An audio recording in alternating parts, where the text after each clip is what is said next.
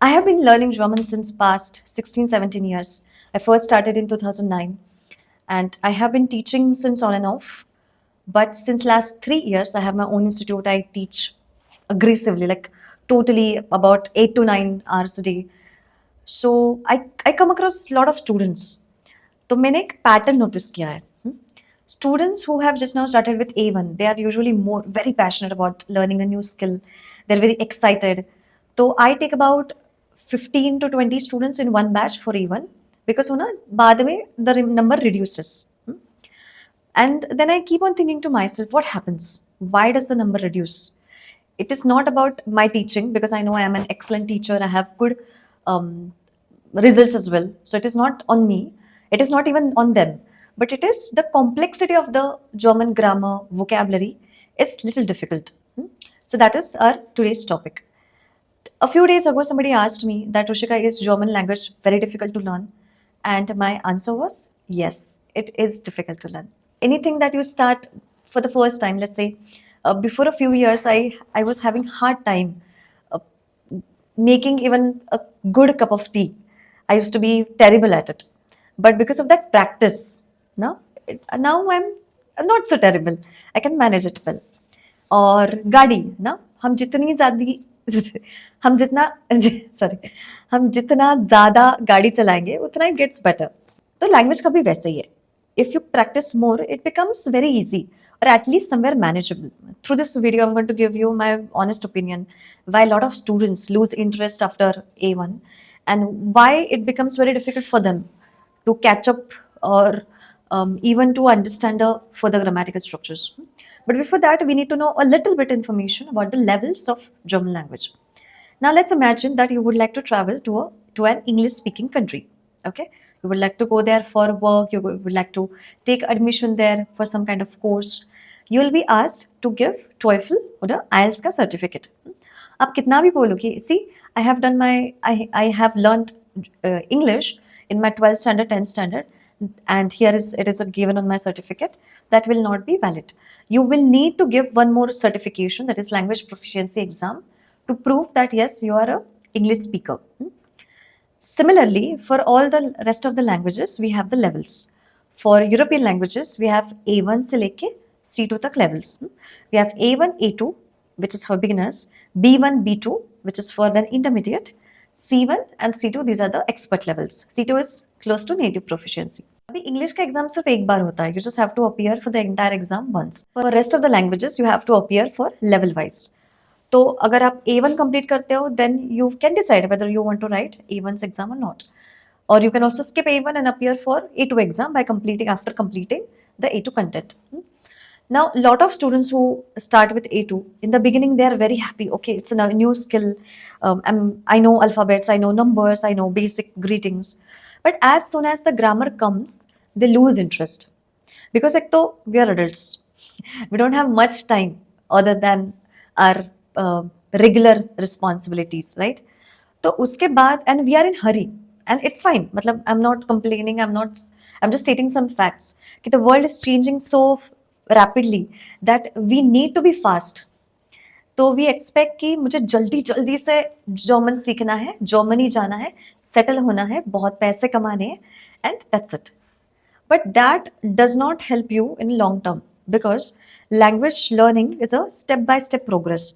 You cannot just learn the language in one go. So when a student starts with A1, usually they have wrong expectations from themselves and the trainer.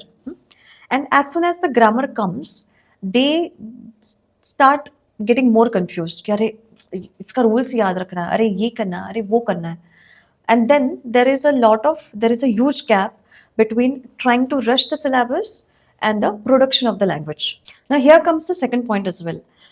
If there are multiple ways to learn a language, you can either go for free resources such as YouTube is an excellent resource, but YouTube का knowledge थोड़ा scattered है. So you have to like find what to learn and then gather all the material, etc. Second is you try to find yourself a trainer, offline, online, whichever is comfortable for you. Then learn with a trainer. अभी trainer का भी जो intention है of teaching you German or any other foreign language, that matters. If a trainer is more into the commercial side of it, he won't care about your progress, and truly he won't care, he or she will not care. They just want to have you get you enrolled and then teach you in a rushed way. Okay. Third is that you get yourself a proper trainer who is passionate about teaching you the language, but that trainer will tell you upfront कि ये ऐसा है, it is going to take time. And the fourth way, by the way, is to then appear for university courses वगैरह. But again, a trainer matters. Okay. So before you start with learning a language, you should always take demos with a trainer. You should always check the profiles, see the Google review if they are available, and then take a call. But the trainer will help you understand how the language works. If you choose a trainer which is going to teach you in a rushed way, then आप rushed way में सीख के you'll try to wrap up the syllabus. There will not be a productive understanding of the language. Now let us come to the third point, which is very important. A1, A2 topics, these are very baby topics. Okay? In A1 and A2, you are expected to only talk about yourself. Mine, if you take an example of German, meine Familie, my family. Ich und mein Geld, my money and I. What do I do with my money? Meine Freunde, my friends. Was mache ich am Wochenende? What do I do on weekend? Oder meine hobbies, for example. So A1, A2 is all about talking about yourself. Okay, you should be only talk about yourself. But as soon as you go to B1, you are expected to talk about all the society related topics. Just if I ask you right now, okay, talk about gender equality. Or if you ask me, Krishika, talk about gender equality, I may need a little bit of time to understand कि बोलना क्या चाहती हूँ मैं, how should I put it in words. But what are my thoughts that I have to know first. Na? So I need to have proper understanding of the topic in English or in my thinking language. Then I'm going to try to translate into German. So if I'm using very basic vocabulary in my thinking language, then I'm going to use very basic vocabulary in English, German as well. But at B1 level, you cannot use basic vocabulary. You should be able to express yourself in a refined way, not with basic vocabulary. So this is a very big gap between A2 and B1, and this is where a lot of students find it really difficult, and then they just say कि German is difficult. German grammar is little complex to understand because it is completely new. Some things do not exist in English, and if I'm trying to learn German through English, I will not be able to relate to it. But on the other hand, if you have unstructured way of learning the language, that will also frustrate you in the end during this process. So what you can do, all right, to make it little easier for you personally. Now, initially, I tell everybody whoever joins my class that these are the methods, these are the proven methods that worked well with me. So it will take you some time to find the method that works with you. But during this time, you have to be there. You have to show up to the classes.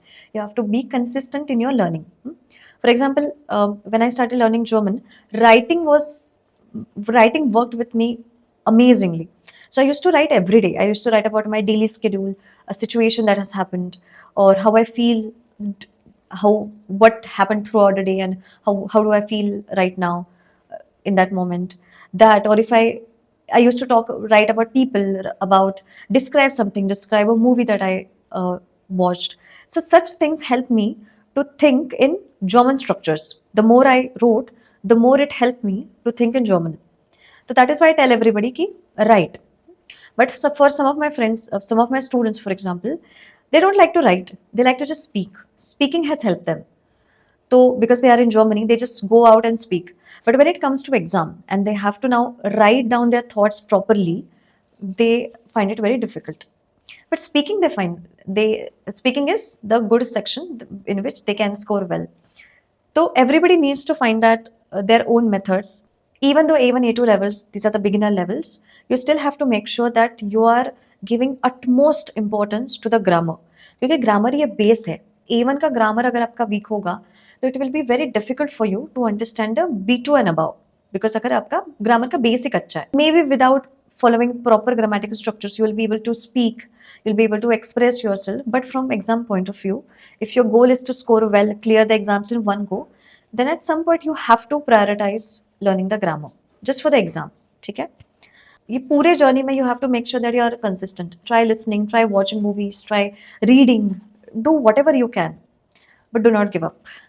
At least for first 6 months, you put your entire heart and soul into it. और उसके बाद अगर नहीं हुआ तो then see what you want to do further. If you need any help, you can just let me know as well. And yes, I think that's it. Let me know in the comments how you find this video and what is your experience with the language. I would love to know your thoughts as well. Do not forget to follow me here, like this video, subscribe to the channel, and I'll see you in the next one, guys. Bye bye.